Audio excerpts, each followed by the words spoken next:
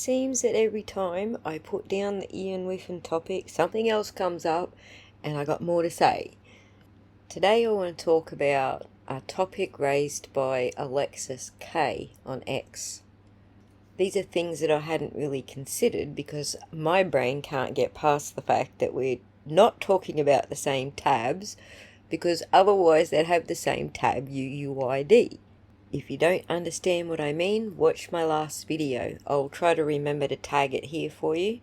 Anyway, I'm stepping through the questions that Alexis K is asking, and I'm like, am I misunderstanding what Alexis K is asking, or have I just not considered it deeply enough yet? And I came to the conclusion that I hadn't considered it deeply enough yet, and that Alexis K's questions are actually really pertinent. So let me hit you with the conclusion, just so you stay with me throughout the duration of the video, to understand how I came to this conclusion.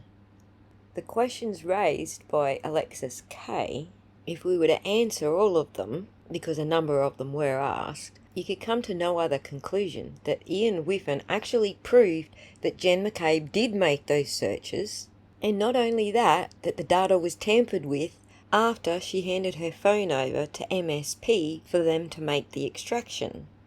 So that's the conclusion. Let me step you through how I got to that conclusion. Let's start with a little 101 of what a database actually is and how it works, and then we'll get into Ian Whiffen's testimony where he describes what a database actually is. It's not really that complicated. A database is simply a collection of tables, or spreadsheets if you prefer. You might be familiar with Excel spreadsheets, for example, where you can save all your collection of sheets together in one file. And you can even run SQL select queries on your Excel sheets just like you would on a database. That's how much alike they are. So for the purpose of this exercise, I'm just going to show you some sheets. Pretend they're a database because they're essentially the same thing. So, the browser state DB that you heard Ian Whiffen talking a lot about is a collection of tables, or a collection of sheets. It's not just one sheet. Here I've mocked up what a browser state DB sheet collection might look like for iOS 15. Just as a side note, here's an interesting tidbit. Prior to iOS 16, Browser State DB only tracked currently open tabs. After iOS 16, Apple changed it so that it only tracks closed tabs rather than currently open ones. There were some other changes, like KnowledgeC.db started storing its information, or Safari's event information, in SEGB files with a protobuf structure, which is probably all French to you, but the point is, when you're testing things on the wrong version, you end up with incorrect information and incorrect conclusions.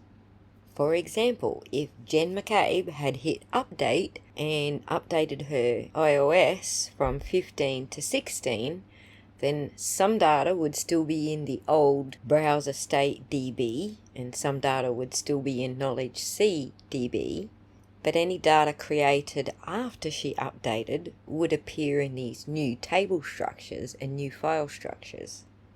So the testing version does matter.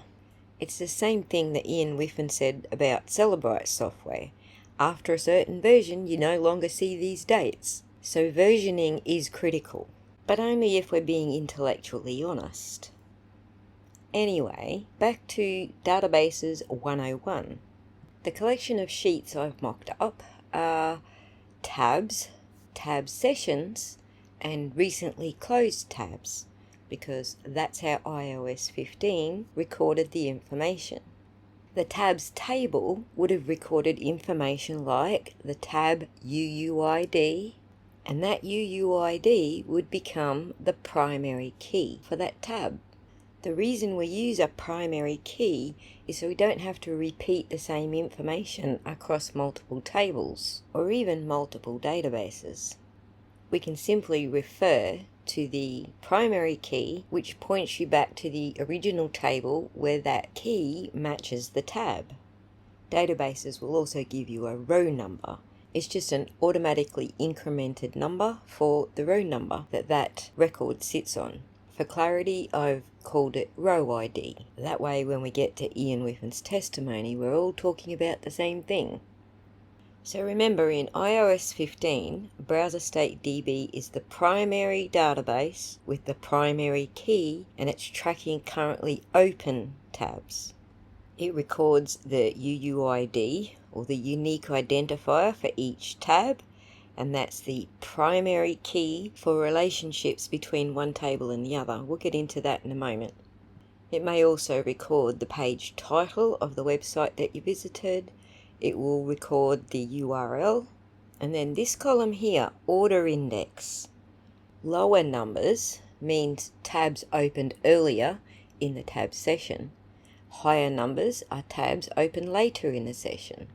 It's sequential, so each tab gets the next number. So here you can see the tab existing on row 1 has an order index of 3. That means that it's the most recently opened tab, whereas the tab on row 4 has an order index of 0. So it was the earliest open tab.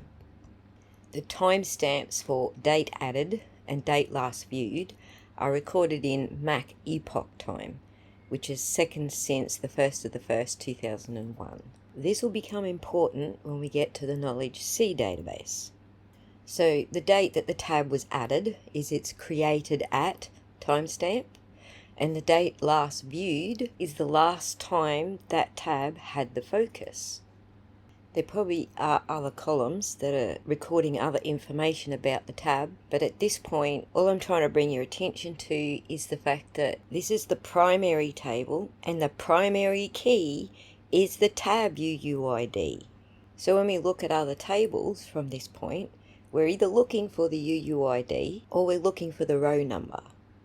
So if you recall in the last video, I was trying to make the point that everything that happens after the tab's created is called an event. And that information is stored in the tab sessions table. This table also has its own row identification or row number, and that's the primary key for this table. The next two columns are foreign keys. That is, the tab table's row ID and the tab's UUID. They're called foreign keys in this table because this table has to have its own primary key, and these are relationships with the tabs table. So that's the difference between a primary key and a foreign key. The primary key refers to that specific table's identification row, and the foreign key refers to the relationship with the other table. And then the session data is saved in a blob, SQL language for binary large object. It's an SQL data type format. Essentially what it stores is the preserved navigation history from when the tab was closed. And you'll hear Whiffen talk about this in his testimony, which we'll get to shortly. And that's why we call it a relational database.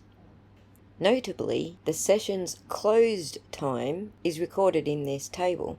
Once again, it's in Mac epoch time, so you're not going to recognize that as a time and a date in the real world. It has to be converted to real time and date so that you can read it, but essentially that's Mac epoch time. There could be more tables in the browser state DB, but you get the idea. It's a collection of tables, and each table is related to the first table, which is your tab table. The tab table is the tab information, and the other tables are the events. Open, closed, visited, searched, whatever. And all of those events are related to the tab by its UUID or its row number. Now the Knowledge C DB is a separate database. It's separate because it's recording the system activity, the iOS system activity, whereas Browser State DB, as indicated by the word browser, is the browser activity. So if you tapped on Safari and opened Safari, Knowledge C would record that you opened the Safari app. If you tapped on messages, for example, then Knowledge CDB would record that you opened that app. Knowledge C would also record when that app tab, not the Safari tab, but the app itself, Safari, or the app itself, iMessages, came to the foreground or was pushed to the background. There's an important distinction here. You have a tab inside Safari, or you can have multiple tabs inside Safari because you're looking at multiple websites. Those are Safari's own internal tabs stored in the browser state DB. But you can also have multiple apps open, like Safari and iMessages and WhatsApp, for example. Knowledge C distinguishes between activities by either recording the URL, if it was a Safari app, or the bundle ID for actual app events. So in the example here you can see YouTube Studio is obviously a link to a website, developer.apple.com, obviously a website, but then you see this one that's backwards, com.apple.mobile Safari, that's referring to the app itself, not the URLs being visited within the app. And the other important thing to note about Knowledge CDB is that this database logs Safari activity only for 30 days, separate from the browser state DB and separate to the tabs inside of Safari doing the searching and whatever. That's why we don't see a UUID for the tab in this database. The stream name column tells us if it's a browser history event, the page visited, or if it's the app itself when it came into focus or into the foreground. So you can see that these two databases are doing two completely separate things. The browser state DB is recording the actual activity within the browser, and the Knowledge CDB is recording the overall activity on the device. So now that we understand all of that, hopefully, let's just speak aloud in English what the flow is from one of these databases to the next. So the user opens a tab in Safari. It could be Chrome or anything, but in Jen's case it was Safari. This creates a record in browser state DB in the tabs table, and this is where the tab is assigned the UUID. That UUID is now used throughout the rest of the records to tie the tab session together. So that tab with that UUID gets a number of session records assigned to it depending on the activity. Totally aside from that, the moment that you've tapped the Safari app, Knowledge CDB logs a history event for the Safari app, not the tab inside Safari, but the Safari app. It does, however, record the URL with the current focus. So if you wanted to write a structured query where you want to delete all references in the entire phone to a specific URL or link, then you would write a select query that grabs data from the browser state DB for that URL and also concatenates it together with a query from the Knowledge C database for that URL, and then delete the lot. And the only skill you need to be able to do that is to know how to write a website shopping cart, for example. That's right, a snivelly-nosed 13-year-old in mum's basement can write an SQL statement that does exactly that. Although the select query I'm showing on the screen right now only orders it by date, it doesn't actually do the deleting part. I don't want to give anyone ideas. Anyway, before we move on to Ian Whiffen's testimony, to pull that apart, I just want to show you what was entered into evidence as Exhibit 620. I think this is Trial 1.0, and I don't exactly remember who entered it into evidence. I think it could have been Ian Whiffen. I forget exactly, but have a look at the green box. What do you suppose that column is? If you guessed it was UUID, then you guessed correctly. Now, have a look at row 4025. That UUID is different to rows 4026 and 4026 under it. And that UUID is different to row 4027 below that. which is also different to the UUID in row 4028 below that. So pat yourself on the back because you now understand what I'm talking about. You sat through the last 14 minutes of my database 101 and now you understand what I'm talking about, right? And we know this record comes from the browser state DB because A, Ian Whiffen said so, and B, it's got the UUID in it. And the fact that they are repeating records, so record 4026, 27 and 28 are listed more than once. We also know that this is tab session data from browser state DB. Now let's get to Ian Whiffen's testimony, where he proves that A, this record did exist in the databases, and B, that it was recorded at 2:27 a.m, and C, that it was deleted after Jen McCabe gave her phone to DA Michael Morrissey's detectives unit. Mr. Whiffen, in the slide before 22740, you mentioned that was the tab in question. Yes. Do the following pages that you show us in the PowerPoint follow that one specific tab? Yes. Thank you. Should we count the number of lies this guy tells while he's on the stand? Because we now know that was a lie, right? Look at Melanie's face. She knows it's a lie. So at 2:27:47, there's another web navigation event as the web page hockomocksports.com/schedules is loaded.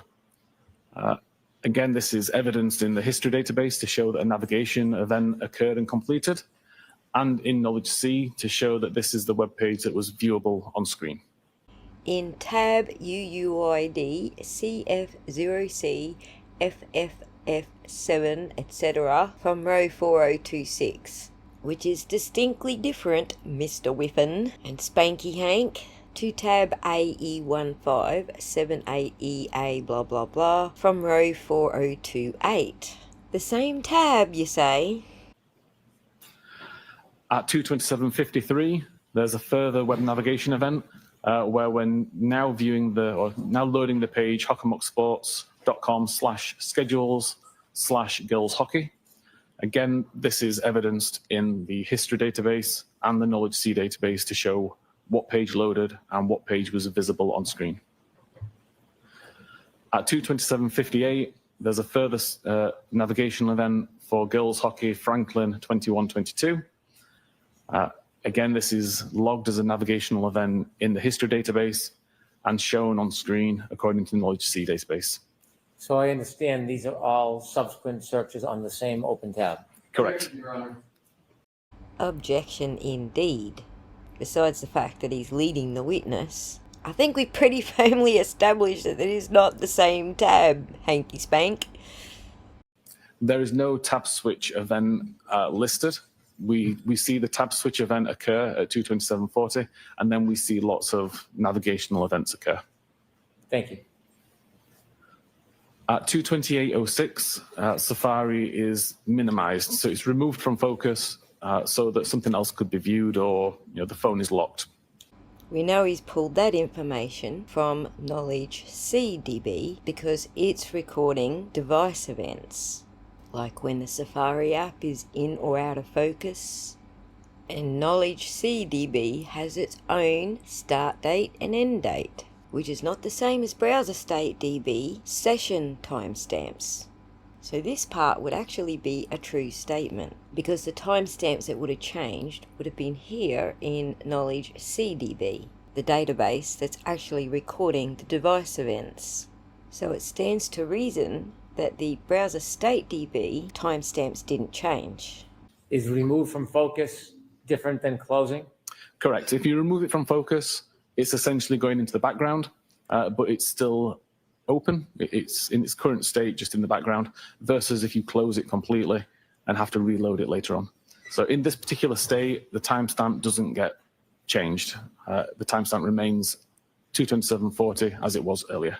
Yeah, I don't know about that. Safari is then not used again until 6:23:37, when it's open from the background using the icon in the app library.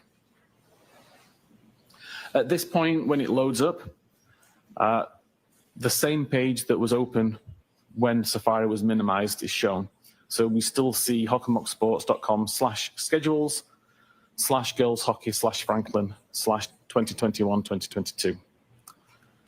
There's no navigational event at this point, so we know that it wasn't completely reloaded. It's just showing what was on screen previously, and it's evidenced in the UNSEE database. At 6:23:49, there's a cache file created. The cache file is related to how long to digest food.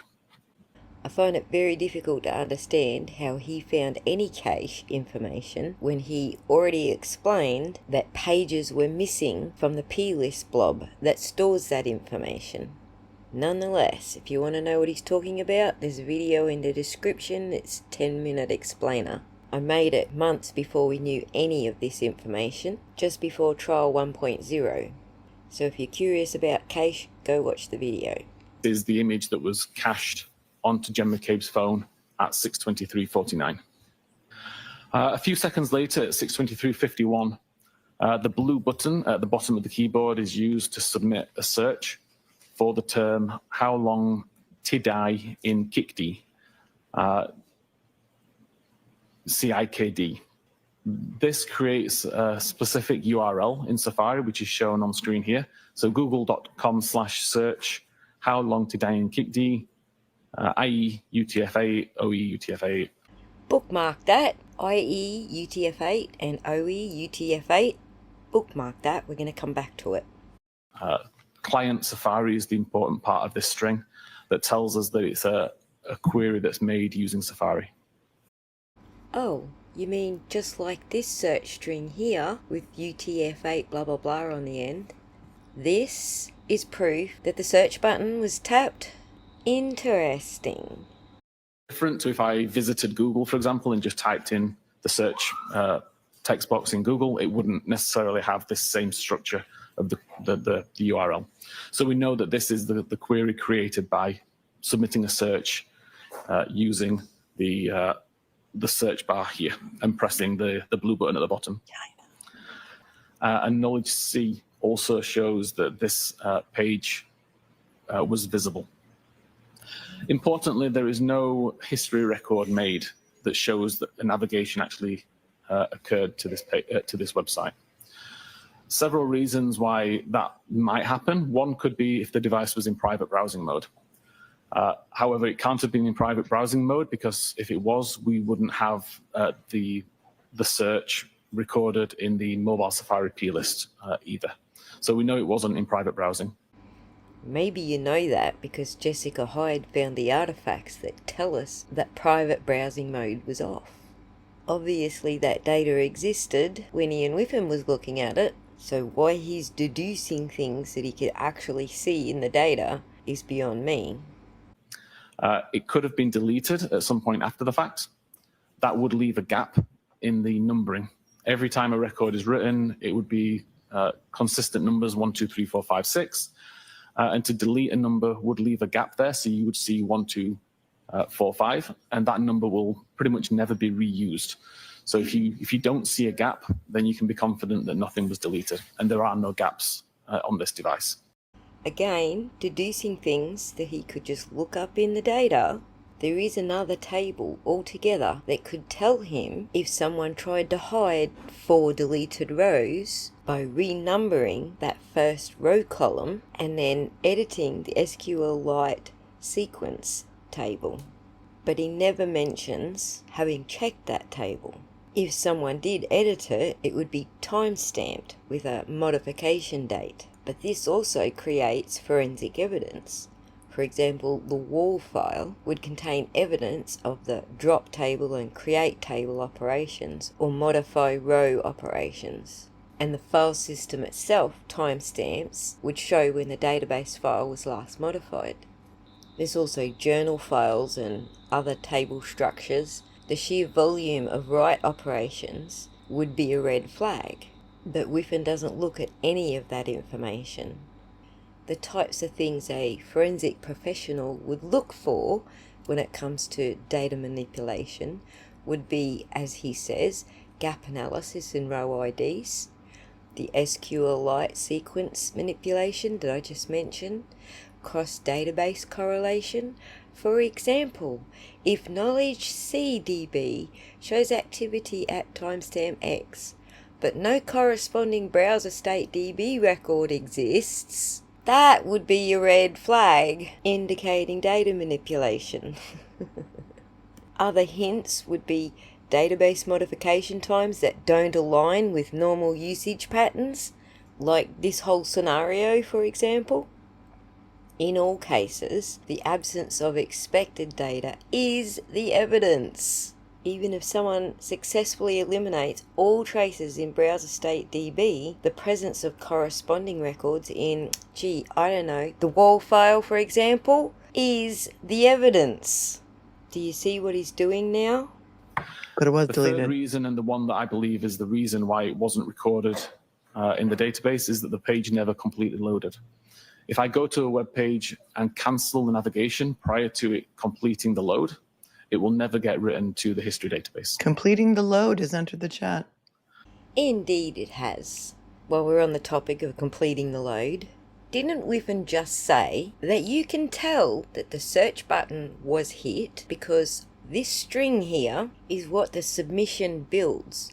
So when you type house or how, long, there's spaces in between, to die in the cold, when you hit the submit button, those spaces get turned into the little plus symbol. That's how standard form submission works. But here's the thing.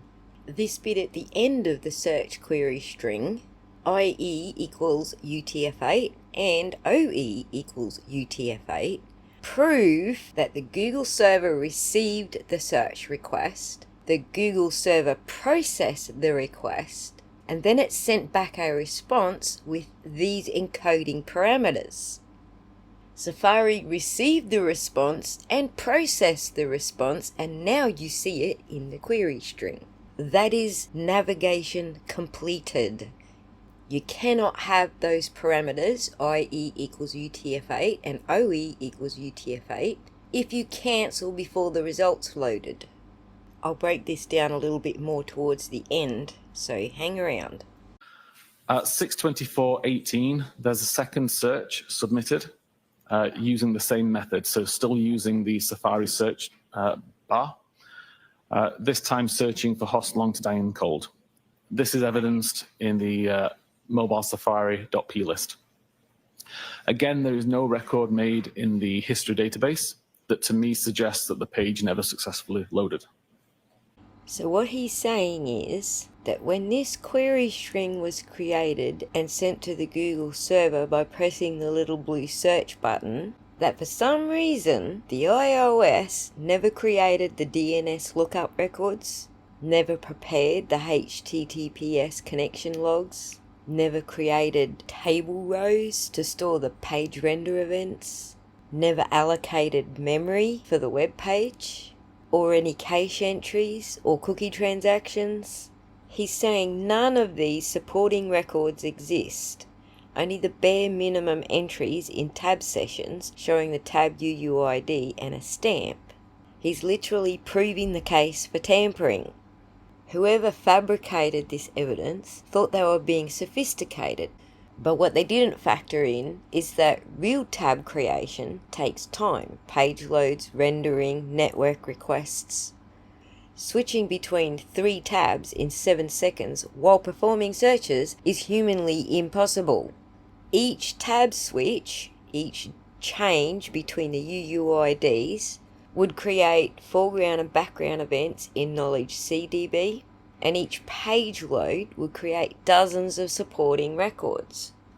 No DNS records, no HTTP requests, no cache writes, no Knowledge CDB logs, no history DB entries.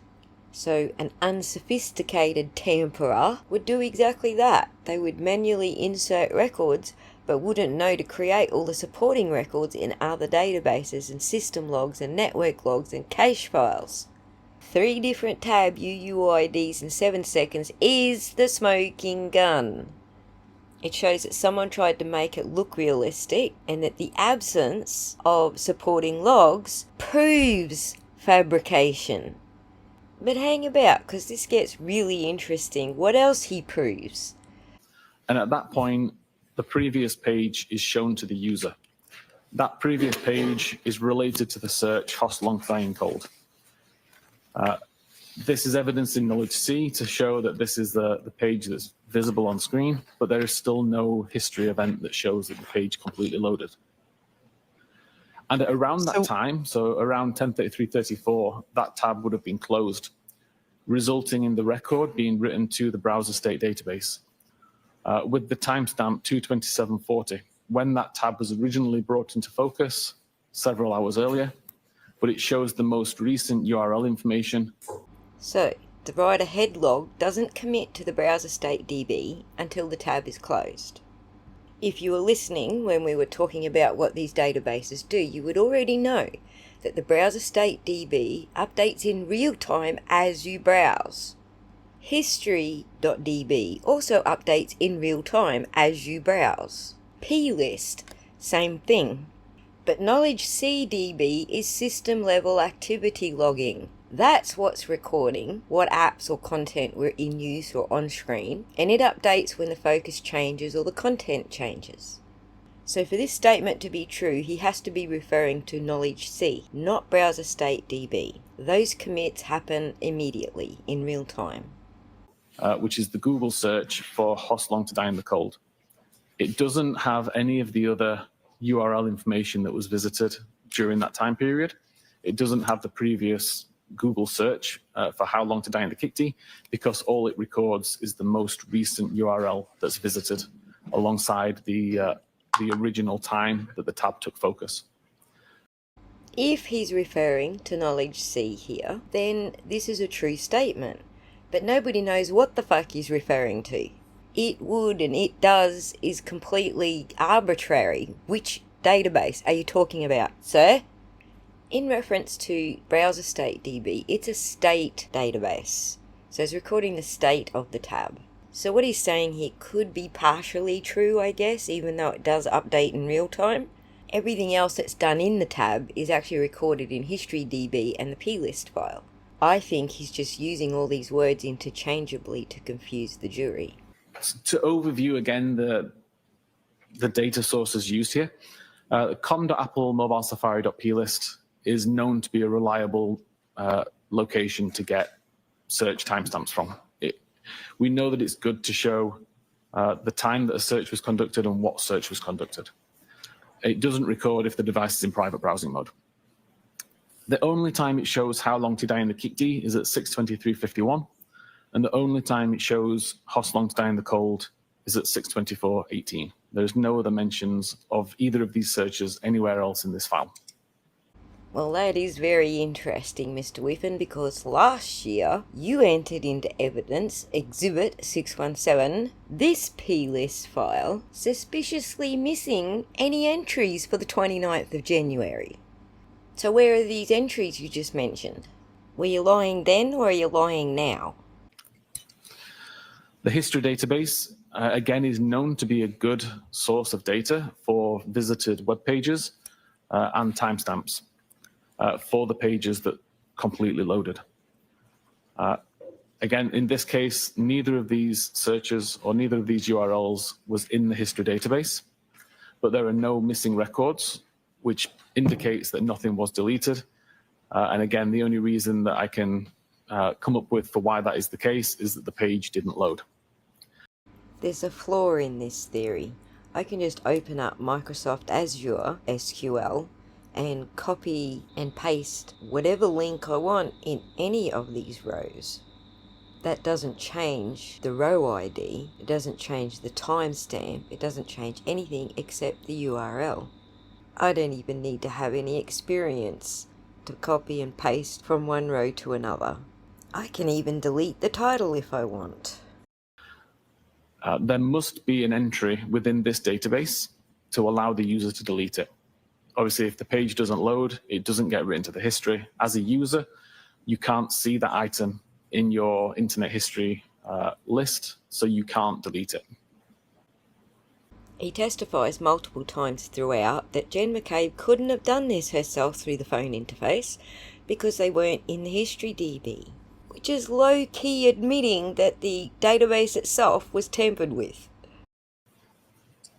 And then Knowledge C, which shows the page that's on the screen when the browser is in use. Again, we know that this is a good timestamp. And we see the only times that web pages related to these web searches were open is at 6:23 and at 10:33. So let's quickly recap Ian Whiffen's testimony up to this point before we move on to the write-ahead log. What has he proved? 1. It wasn't the same tab. He says it was the same tab, but we can see quite clearly from the data that it wasn't the same tab. 2. The search, house long, was sent and received and recorded in the databases. By his own testimony, the existence of IE equals UTF-8 and OE equals UTF-8 is proof that the search was submitted. I would add to that, it's actually proof that the server responded, because on submission, this is what it would look like without that extra string on the end. It's when the server responds that the extra string is attached. So even though he hasn't admitted it, that's what that entire URL tells us. And 3, he's proven that none of the deletions or data discrepancies can be done through the iPhone interface. You certainly can't change information stored in the Knowledge C database through the iPhone interface. That much is clear. You can, however, choose specific history records in the iPhone to delete those. What that operation doesn't do, though, is wipe it from all of the databases, as if it never existed. But he did prove that Jen McCabe didn't do this herself through her own interactions with the phone. And now, between him and Jessica Hyde, they're both going to prove when these database manipulations were done. There were multiple deleted records in the browser state database. It wasn't just the record for Hostile to Die in the Cold. When you say there's multiple deleted records, can you go into a database and see what URL searches have been deleted from the actual item? Yeah, so from a forensic examiner point of view and using forensic software, I can look at the database and see the records that have been deleted and recovered. Actually, the correct answer is, if the user deletes a specific item in their phone, all that gets deleted is the history DB entry and the plist autocomplete suggestions. You have the option to delete cache and cookies, but other than that, everything else remains. There does become a time when you're unable to recover any more records and they're now just purely deleted and unable to get back. But at this point, I was able to recover a good number of records. And these were the 5 that I thought it was important to focus on for here. You can see that 3 of them occur at 2:27. So at 2:27:36, 2:27:38, 2:27:40. And these are the web pages that we've just seen in the presentation. So Hockamock Sports, the YouTube video, Hostile to Die in the Cold.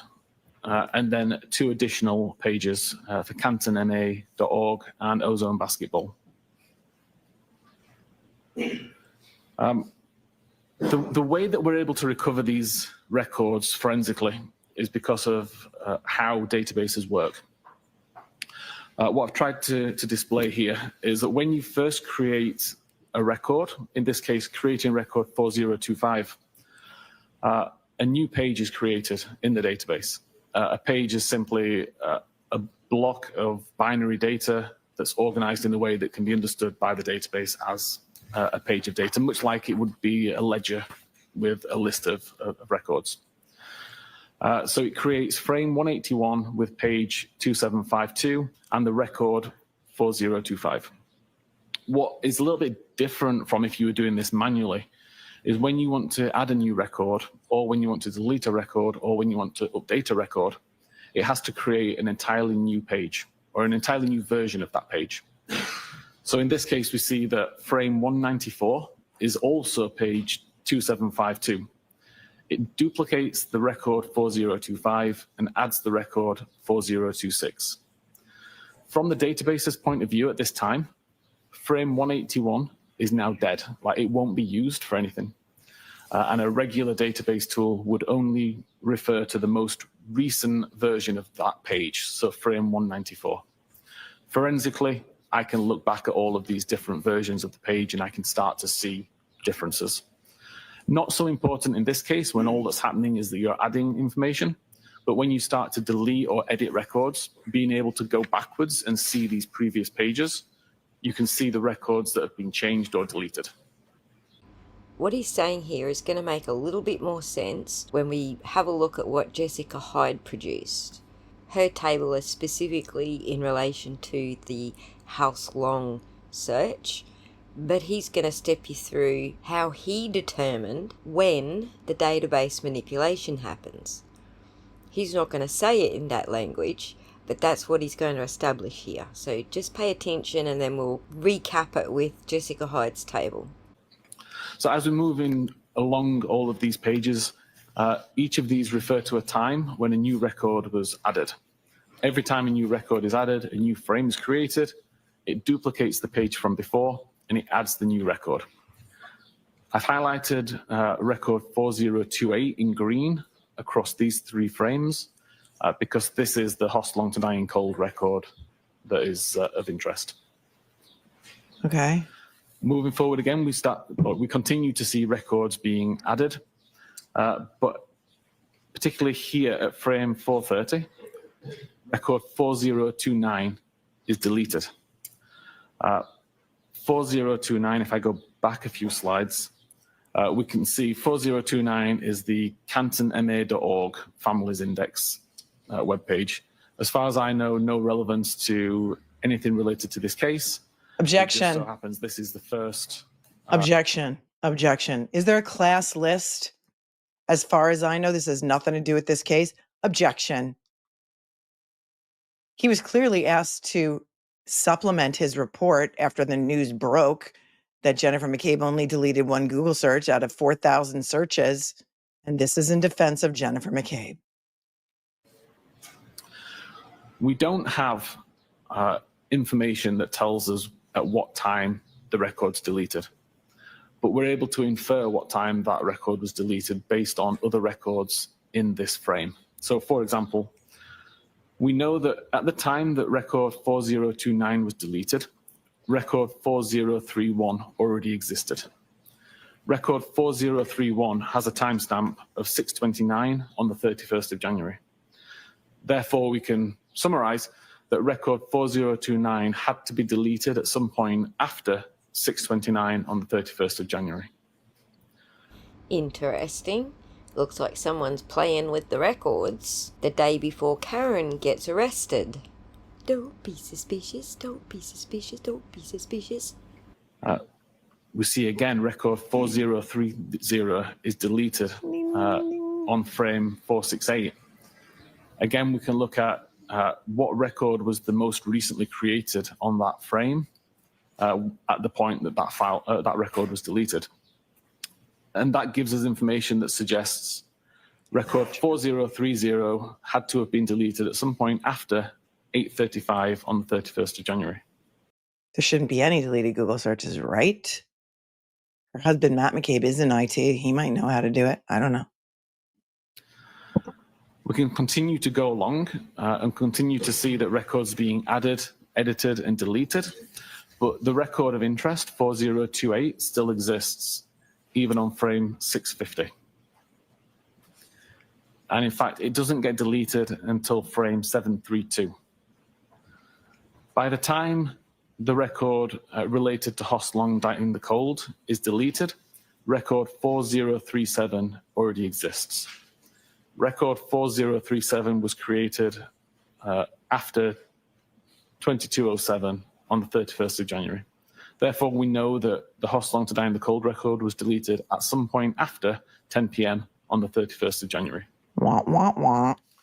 Taking all of those deleted records, those 5 deleted records, and the earliest time that they could have possibly been deleted, we see a spread throughout the 31st of January. Like a few quite early on at 6:29, 8:35, a couple at 9:20, 9:40, and then finally the one that we're interested in at 22:07. For the user to cause these to be deleted, if you wanted to do it selectively and delete one at a time, the record has to be available in the history database.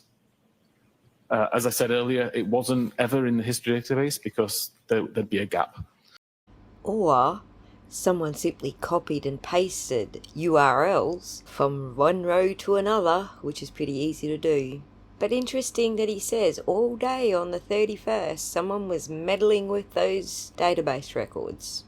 So this record could not have been deleted by the user selectively. That leaves options of deleting everything from the history. But if everything was deleted, we would have none of this information. I want to go back to the PowerPoint because it says here the earliest possible deletion date for all of these tabs would be January 31st of 2022.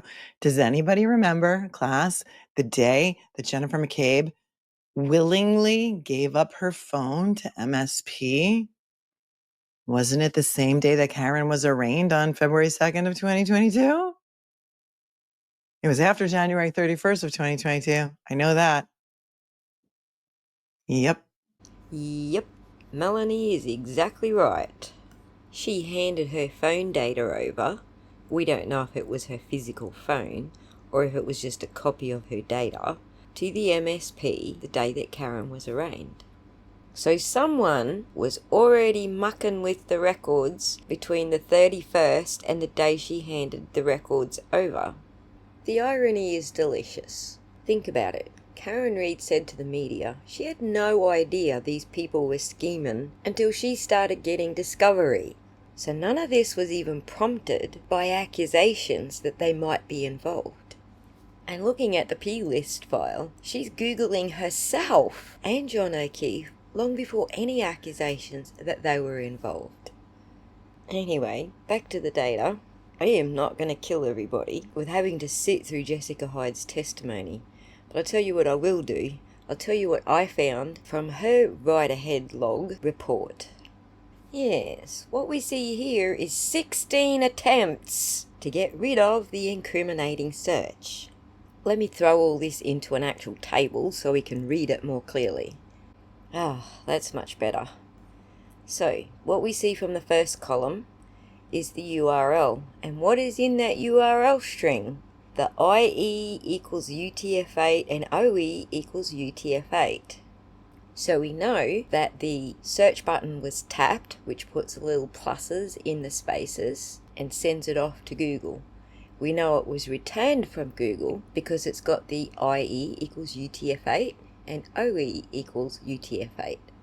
Side note, UTF-8 stands for Unicode Transformation Format 8, and it's widely used as an encoding standard for representing text in URLs, basically, or just in computers in general, but in this particular case, we're talking URLs.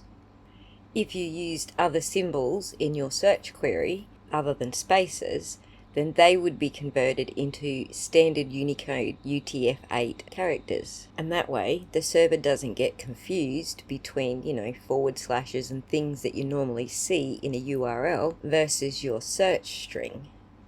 So what we see here is that the form was submitted, so you see the little pluses to replace the spaces, and the server responded with UTF-8 encoding.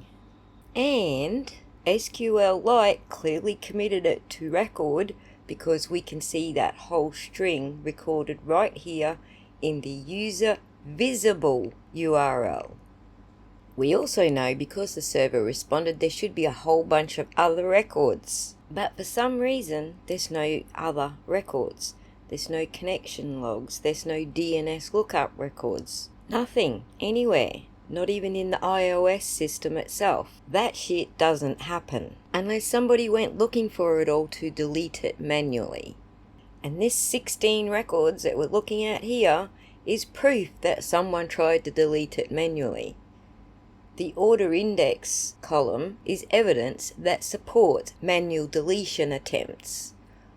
You see how it goes from 10 down to 6 for quite a few records and then down to 0. This shows progressive manipulation. The first attempts keep it at position 10.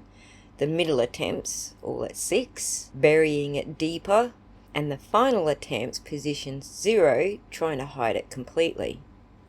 These 16 records prove that there was 3 prolonged attacks on HistoryDB, plist, and BrowserStateDB. And these 16 attempts to push the order index back down to 0 are further evidence of those attacks. And then the commit column tells us what order this was done in. As the column name suggests, this is the transaction sequence where the commits were actually made to the database and the order that they were made in. Each increment represents a separate database transaction. These increments show us that the modifications happened over many transactions, not a single operation or automated process. Notice the gaps and clustering.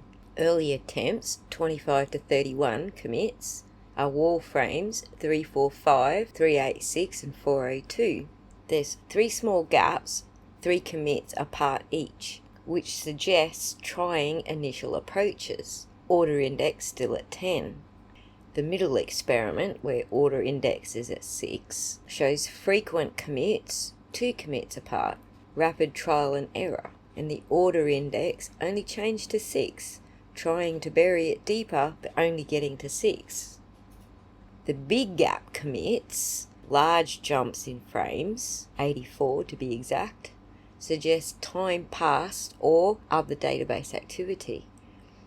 But whoever it is does return to work on it, and their final attempts, more deliberate, larger gaps between commits, moves the order index to 0. That's the final hiding of the tab, or the tab order if you prefer. And finally, the page and salt columns. What do they mean? The page column is the SQLite database page number where this record lives. All 16 write-ahead log entries show page 2752.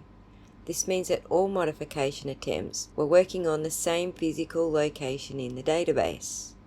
In SQLite, a page is a fixed size block of data, typically 4 kilobytes or 8 kilobytes. Page 2752 is where record 4028 is stored. The salt column is the write-ahead log salt value. It's a cryptographic verification number. Salt changes when the write-ahead log file is reset or checkpointed, like hitting save or exiting the database editor. All 16 entries show salt is 40044. This proves they're all from the same write-ahead log session. If the write-ahead log had been cleared and restarted, then the salt would have changed. This proves that all 16 attempts happened before any write-ahead log checkpoint occurred. The fact that all 16 attempts were on the same page, 2752, is actually more incriminating than if they were on different pages. And here's why. Because SQLite uses copy on write for write-ahead logs. When you modify a record, the entire page gets copied to the write-ahead log. Normal browsing would modify different pages, different URLs, different records. These 16 wall frames all show the same page being written 16 times. This means someone kept modifying this specific record over and over. It's like having security footage showing someone returning to the same filing cabinet drawer 16 times. It's not normal behavior for the iOS system. The consistent salt number 40044 is the smoking gun for the timeline. The write-ahead log salt changes when the database is checkpointed. That is, when the write-ahead log is merged back into the main database. All 16 entries have the same salt, so they all happened in one continuous write-ahead log session. This means between the first attempt at write-ahead log frame 345, and the last attempt, frame 660, the database was never properly closed or checkpointed. This proves a continuous access and modification over an extended period. What this implies is the person who tampered, 1. opened the browser state DB file, 2. started making modifications, 3. kept the database tool open for an extended period, 4. made 29 transactional commits across 16 wall frames, 5. all before the write-ahead log was checkpointed, and 6. eventually closed the database. That's where the SALT 4044 session ended. This wasn't, oh, I'll delete this real quick. This was an extended editing session with the database kept open for hours, even days possibly, while trying different approaches. The forensic significance of page 2752 being constant proves that this was a targeted attack on one specific record, not a broad cleanup or an automated process. Someone knew exactly which record to target, and they targeted it repeatedly. They came back to the same location. The SALT staying consistently at 4044 proves a single continuous tampering session, all 16 attempts before any checkpoint, extended access to the device, and not interrupted by system processes or restarts. So altogether, they prove a deliberate focused attack on this specific record, sustained effort over an extended period of time with database access, knowledge of which exact database page contained the incriminating data, and possession of the device or access to tools for database editing. And the identical SALT tells us something critical about timing. If tampering happened on January 29th throughout the day, which is Ian Whiffen's implication, the device would likely have been restarted or locked multiple times. The write-ahead log would likely have checkpointed during normal iOS operations like that, and the SALT would probably change. Whereas if tampering happened between January 30th and February 2nd in focused sessions, the person doing this could keep the database tool open continuously and work in sustained sessions without interruption, and that way the SALT stays consistent because the database stays open, and it explains why the SALT never changed across all 29 commits. This constant SALT value actually supports the theory that this was done in a controlled environment, i.e. someone sitting at a computer with a database tool open, rather than on device throughout a chaotic day. The level of sophistication to know to target page 2752 would require opening the database and searching for the URL, or the person knew the record ID and found its page. This shows database literacy, understanding page structure. To generate consistent SALT across extended sessions, or an extended session, would require keeping the forensic tool open continuously, making multiple modification attempts without closing, and suggests comfort with database tools, not amateur delete my history behaviour. If Whiffen or Hyde explained to the jury what these columns mean, it would be obvious that this is manual, deliberate, sustained tampering on a specific incriminating record. So, let's wrap it all up in a pretty bow. The simple explanation is, imagine someone broke into a filing cabinet. Security cameras show they kept going back to the same drawer, the same folder, and the same document. And SALT 4044 shows that they did it all in one night without leaving. And the commit column, 25 to 54, they tried 29 different ways to alter that one document. You wouldn't then testify, well, sometimes filing cabinets reorganize themselves automatically. You'd probably say someone spent hours focused on destroying one specific piece of evidence. That's what Page and SALT prove forensically. The difference between an automated write by the iOS and this pattern is 2,900% difference. That means the probability that this was automated is 0%, and the probability that this was done by a human is 100%. So well done, Mr. Whiffen. You came here to tell us that the search happened at 6:24 a.m. after Officer John O'Keefe's body was found, that it was all just common misconception about how databases work. But what you did is prove the exact opposite. You proved that the search existed and the page loaded, given the URL's response parameters. You proved it happened at 2:27 a.m, not 6:24 whatever it was a.m. This is shown in all 16 wall entries, not Knowledge C or anywhere else. That specific record showed 2:27:40 a.m. And 3, someone spent hours tampering with the evidence after the 31st of January.